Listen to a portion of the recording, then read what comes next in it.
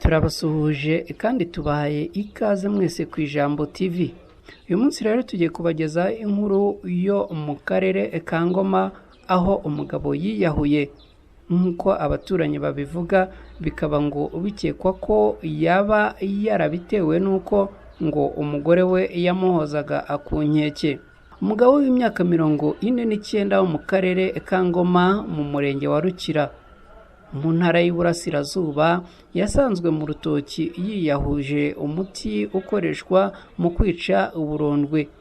Abaturanyi be bavuga ko ashobora kuba yarabitewe n'uburyo umugore we ngo yamuhozaga ku nkeke.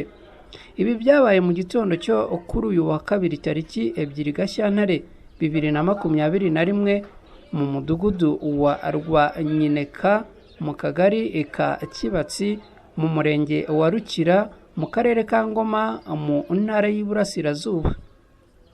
Umunyamabanga nshingwabikorwa w'umurenge wa Rukira Muvandimwe Rora akaba yavuze ko uyu mugabo umurambo we wabonwe n'abaturage ahagana saa moya za mu gitondo ahantu mu rutoki.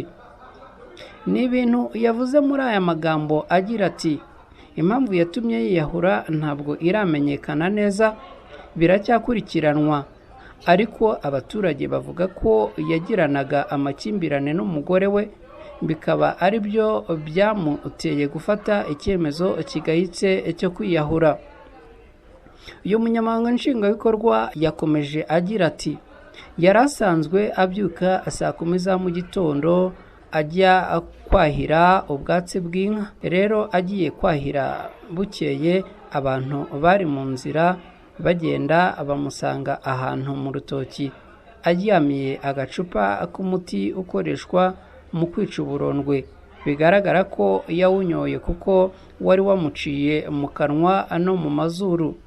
Gitifu Muvandimwe yakomeje avuga ko uyu mugabo yasize yanditse mu ikaye inyandiko igaragaza amakimbirane yagiranaga n'umugore we.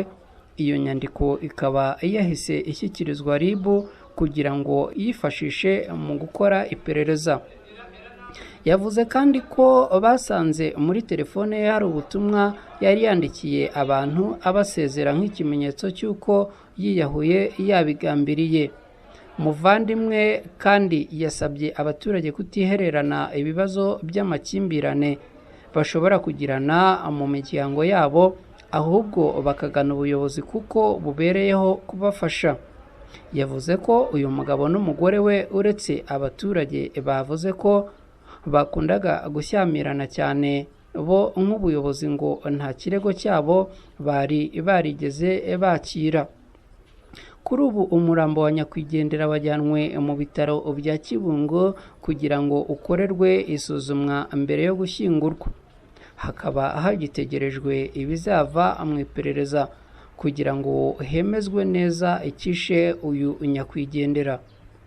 Anacletine Ntirushwa, Ijambo TV mu karere ka Ngoma.